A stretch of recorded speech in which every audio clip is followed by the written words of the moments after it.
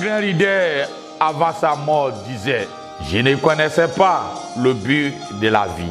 Un autre grand leader disait à ses disciples, cherche la vérité. Un autre grand leader de la masse disait à ses fidèles, avant sa mort, je ne suis pas le chemin. Mais Jésus a dit, je suis le chemin, la vérité et la vie. Nul ne vient au Père que par moi. Que la paix de Christ soit avec vous. Dieu ne regarde pas nos rangs sociaux. Dieu ne regarde pas nos rangs sociaux. Il parle à qui il veut. Et souvent, il nous rend fous et confus. Au moment où nous pensons qu'il va passer de cette porte, il a sa porte qui passe. Sans plus tarder, lisons ensemble Matthieu chapitre 2, versets 1 à 4. Et nous allons lire Luc 2, versets 8 à 10. La parole de Dieu dit ceci. Jésus étant né à Bethléem, en Judée, au temps du roi Hérode, voici des mages d'Orient arrivèrent à Jérusalem. Et dit, où est le roi des Juifs qui vient de naître? Car nous avons vu son étoile en Orient. Et nous sommes venus pour l'adorer. Le roi Hérode ayant appris cela, fut troublé et tout Jérusalem avec lui. Il assembla tous les principaux sacrificateurs et les scribes du peuple, et s'informa auprès d'eux où devait naître le Christ. Luc chapitre 2, versets 8 à 10 dit ceci. Il y avait dans cette même contrée des bergers qui passaient dans les champs les veilles de la nuit pour garder les troupeaux. Et voici un ange du Seigneur leur apparut, et la gloire du Seigneur resplendit autour d'eux.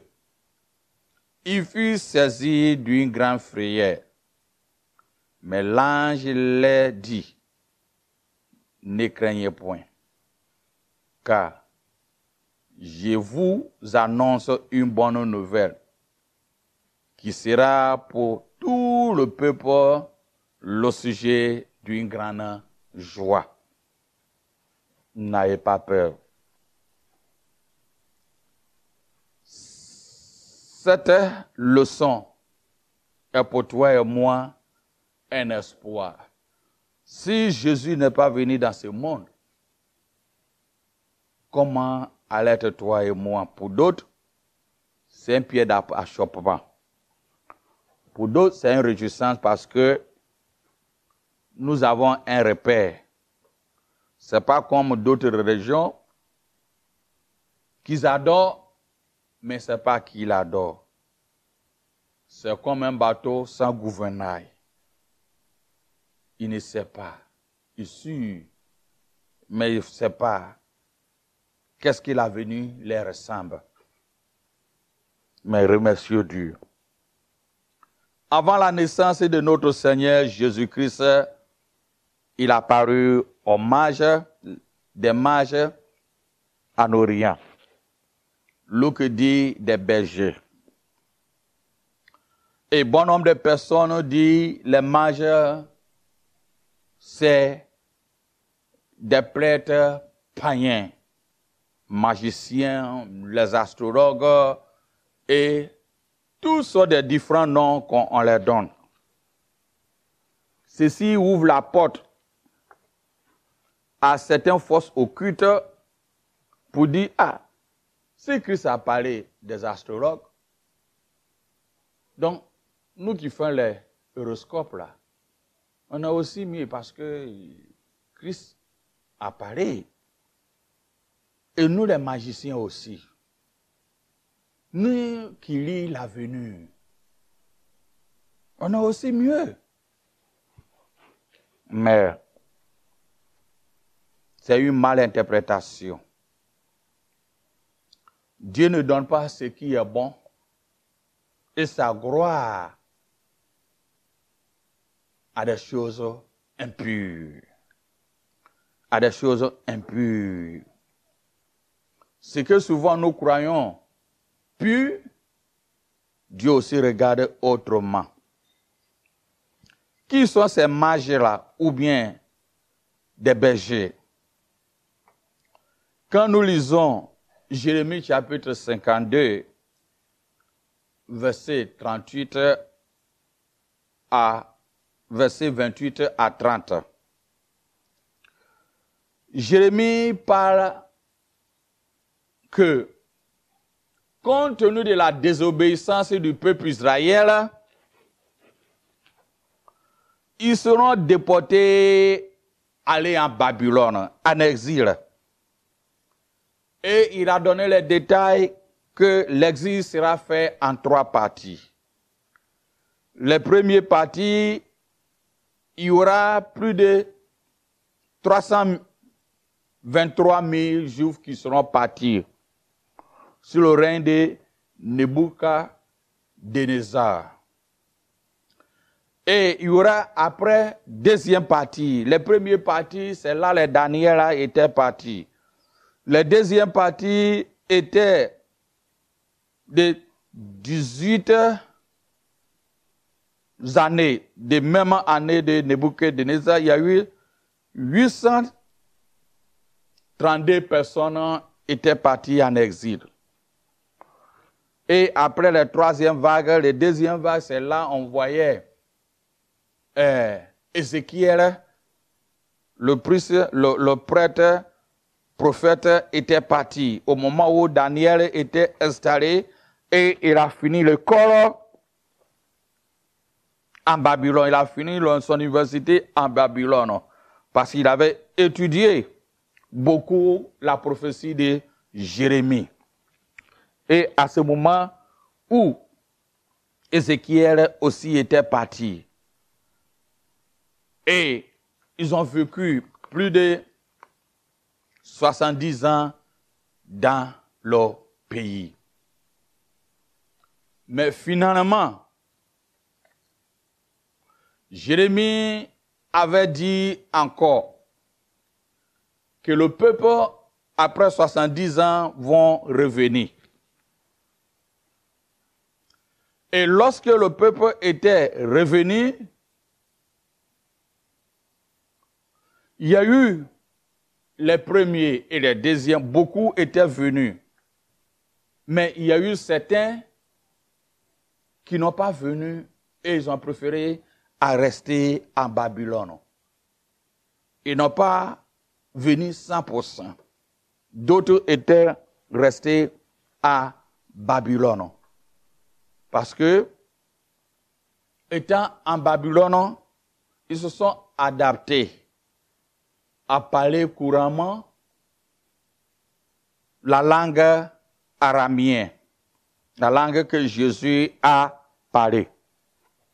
Et cette langue-là qu'on a traduit la Bible en hébreu pour aller araméen, qu'on appelle Targum. Parce que beaucoup de Juifs qui étaient à l'exil, un temps donné, ne comprenaient plus la langue hébreu. Il paraît que araméen. Donc, Esdras et ses groupes ont traduit ou ils ont fait un résumé pour permettre que beaucoup qui sont en exil ne perdent pas les racines, mais qu'ils comprennent réellement ce que est l'histoire. Comment ils étaient partis en exil à cause de désobéissance et comment le temps convenable, Dieu a permis qu'ils reviennent. Mais au moment où ils étaient venus, certains ont resté à l'Orient. Donc, histoire, quand nous voyons bien, nous fait comprendre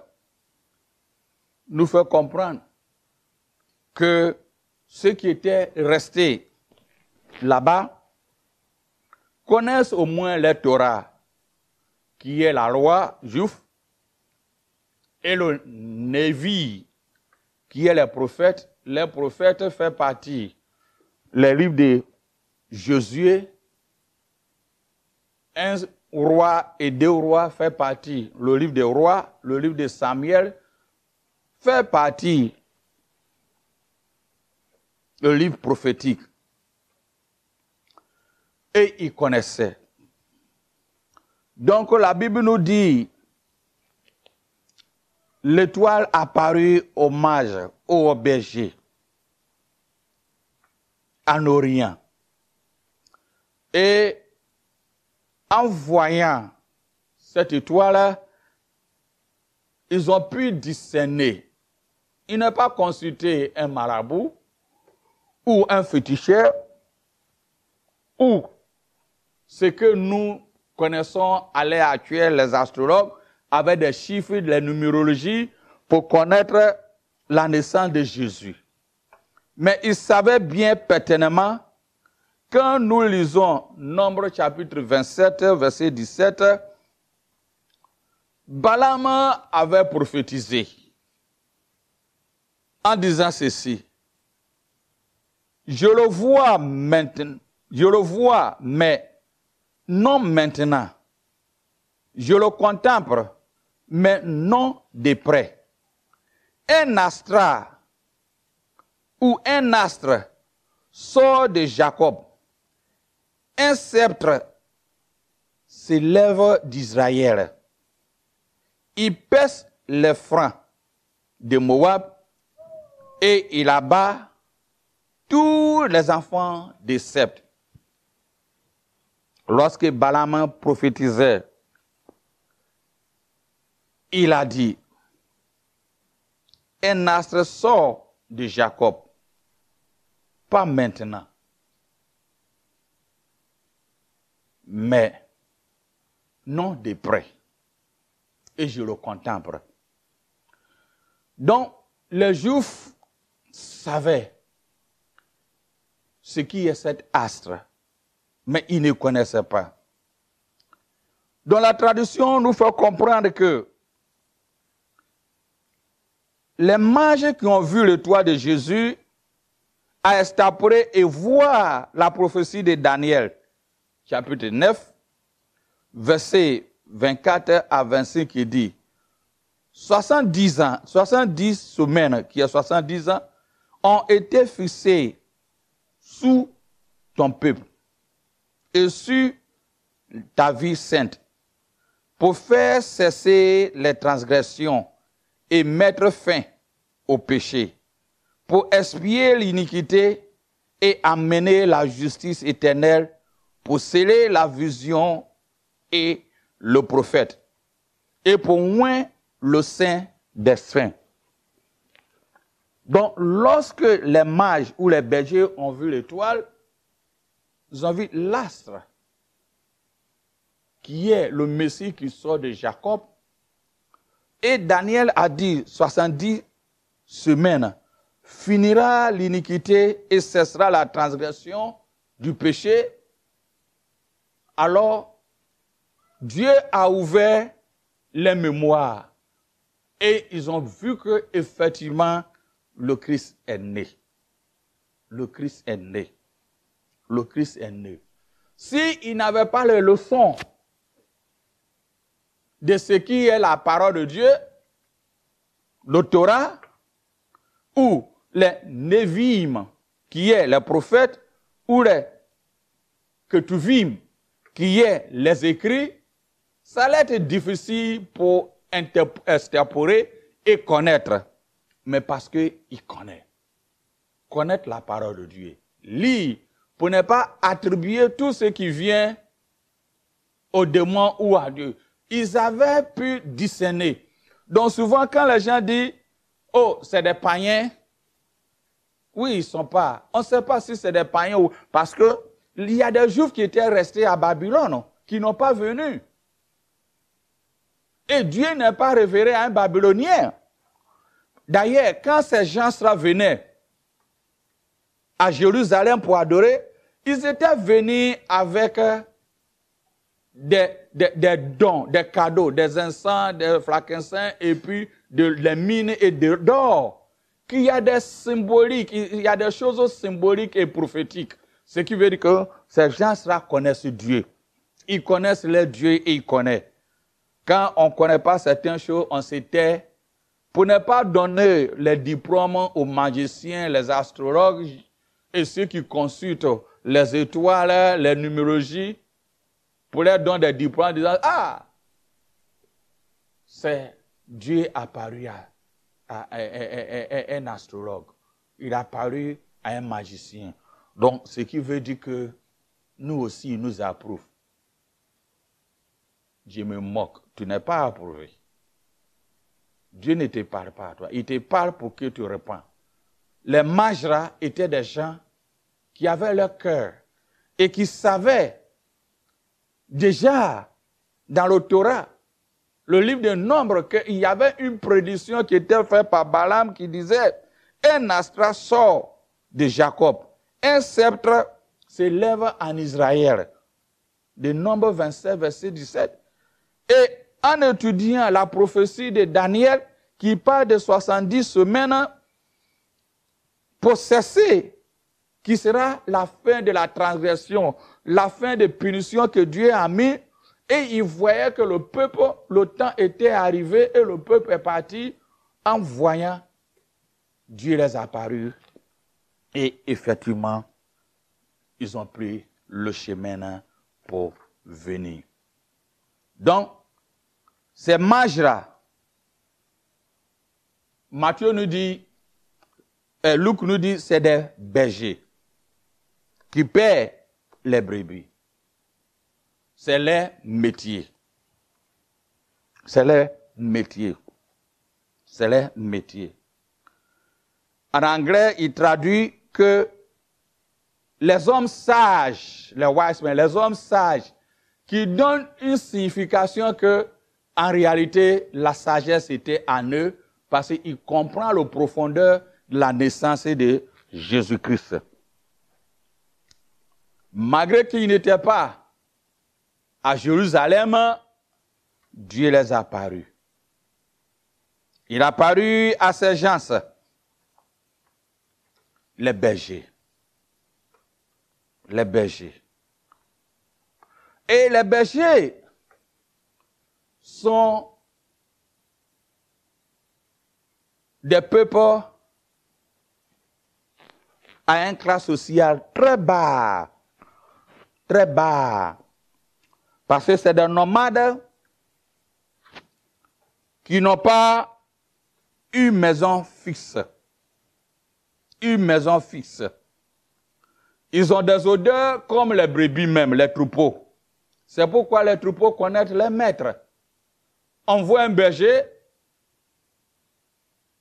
les brebis ou les troupeaux connaissent. Parce qu'ils portent les mêmes odeurs. Ils portent les mêmes odeurs.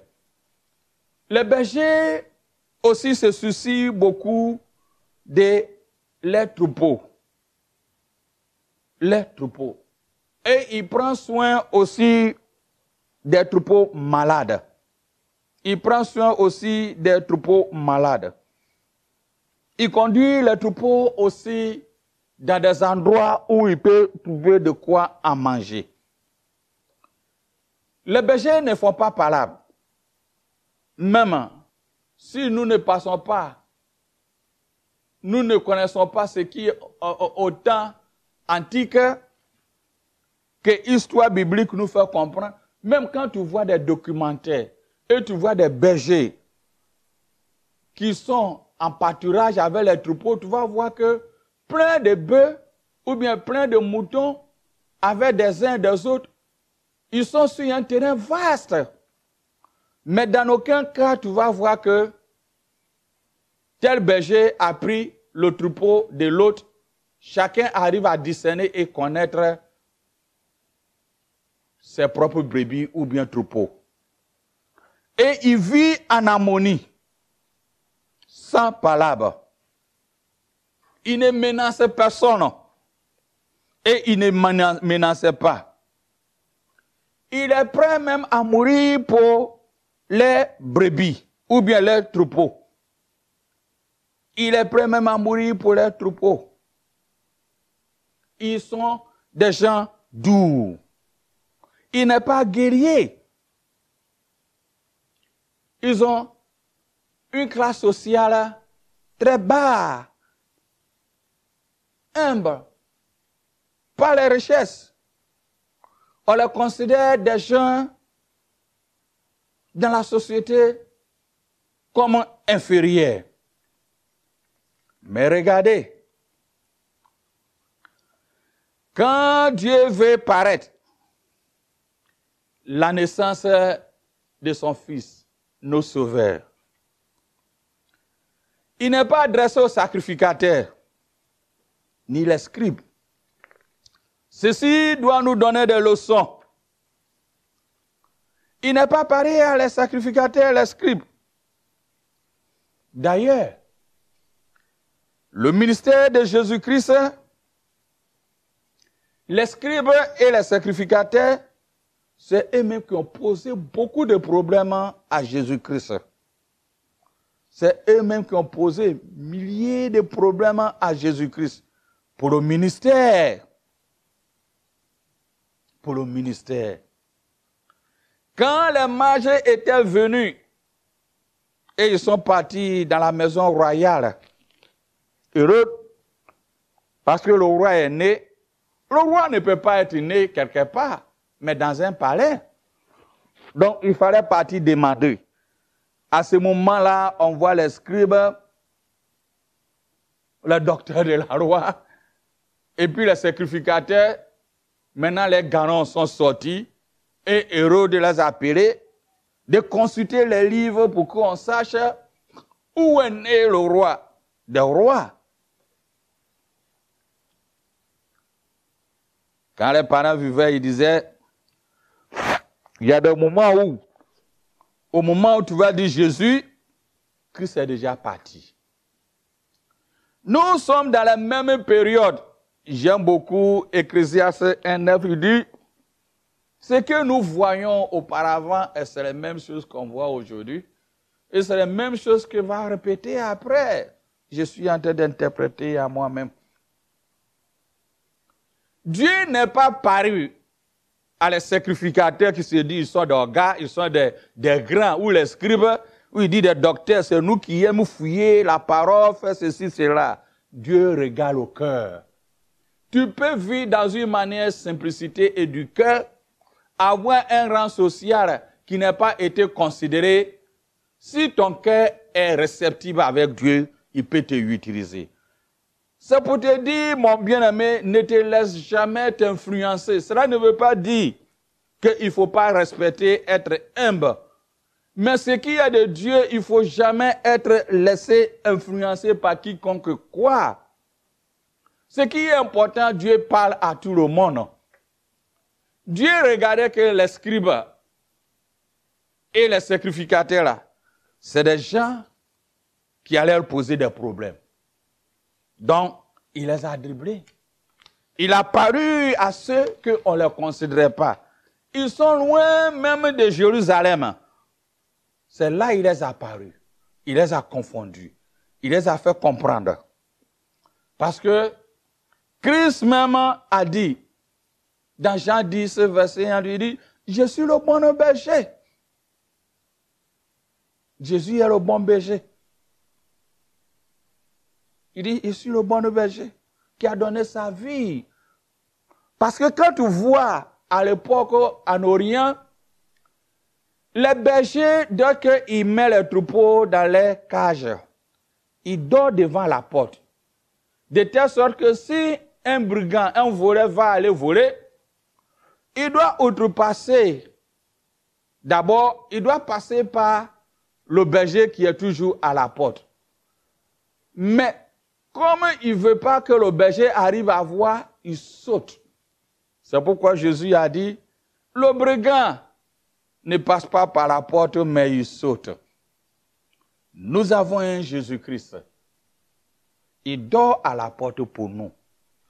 Les brigands sautent. Les scribes ont fait du mal. Ils n'ont pas connu Jésus. Lisons Jean 1, Jean chapitre 10, verset 1 à 18. Il dit, en vérité, je vous le dis, celui qui ne rentre pas à la porte de la bergerie, mais qui monte par ailleurs est un voleur et un brigand. Parce que les bergers dorment devant la porte. Mais celui qui rentre par la porte est le berger des brebis. Le portier se ouvre et les brebis attendent sa voix parce qu'ils portent les mêmes odeurs. Verset 8, il dit, tous ceux qui sont venus avant moi sont des voleurs et des brigands. Je saute, il dit, verset 9, il dit, je suis la porte. Si quelqu'un rentre par moi, il sera sauvé. Notre Seigneur Jésus s'est révélé à des gens, on les considère autrement. Aujourd'hui encore, le Seigneur se révèle à des gens que nous considérons, celui-là, il n'a pas fait grandes études. Il n'a pas le doctorat comme nous, on a le PA, il dit que Dieu nous fait grâce aussi. Qui se révèle. Celui-là même, il est de où? Il est de quelle communauté même? Il est de quelle dénomination même? En principe, si on doit parler la Bible, c'est nous qui étions domination qui doit connaître. En principe, si on doit faire des choses, c'est nous qui doit être ici. D'ailleurs, même c'est nous qui est reconnu par l'État Hérode.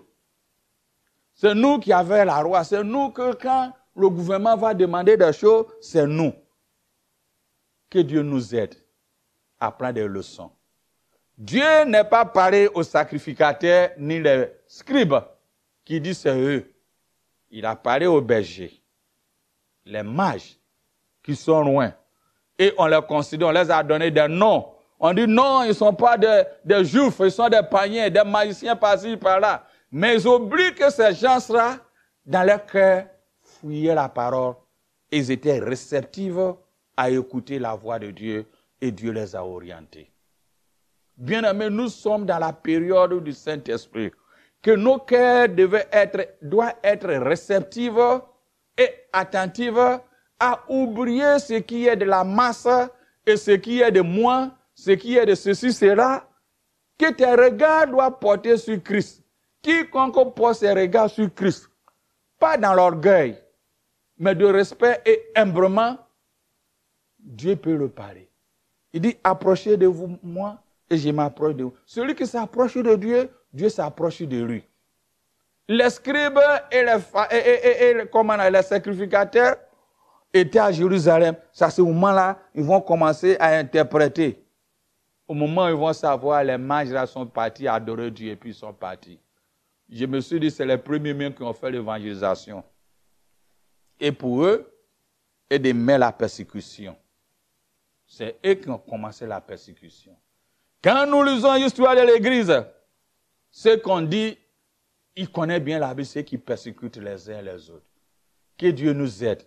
C'est pourquoi lorsque Christ était venu, il a dit, ma prière est qu'il soit un et indivisible. Que Dieu nous aide et il t'aide.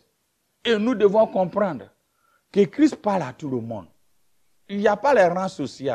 C'est même que nous les considérons des classes inférieures, des classes bas, des gens qui n'ont pas, ils sont illettrés, des gens qui n'ont pas fait des gens qui n'ont pas fait ceci. Dieu peut les parler. Cela ne veut pas dire que toi qui es dans cette position, tu prends ça comme un diplôme et dis oui, je reste dedans. Non. Le Saint-Esprit là, quand tu es au CPD là, il ne t'amène pas à l'université. En fonction de ton degré d'intelligence, il t'utilise et ça s'arrête là. Je ne veux pas polémiquer, mais regarde parmi les disciples. Le nouveau de Paul lui a permis à faire beaucoup de choses par rapport aux autres. Que Dieu me pardonne à faire les distinctions. Mais ce qui est important, c'est être humble du cœur et réceptif Même si tu es dans le désert, Dieu va te parler là-bas. Si tu es classe inférieure, Dieu va te parler là-bas. Il suffit que ton corps sent et qu'il fait face et que les brebis connaissent. Que Dieu te bénisse. Un grand leader, avant sa mort, disait, je ne connaissais pas le but de la vie. Un autre grand leader disait à ses disciples, cherche la vérité. Un autre grand leader de la masse disait à ses fidèles, avant sa mort, je ne suis pas le chemin. Mais Jésus a dit, je suis le chemin, la vérité et la vie. Nul ne vient au Père que par moi.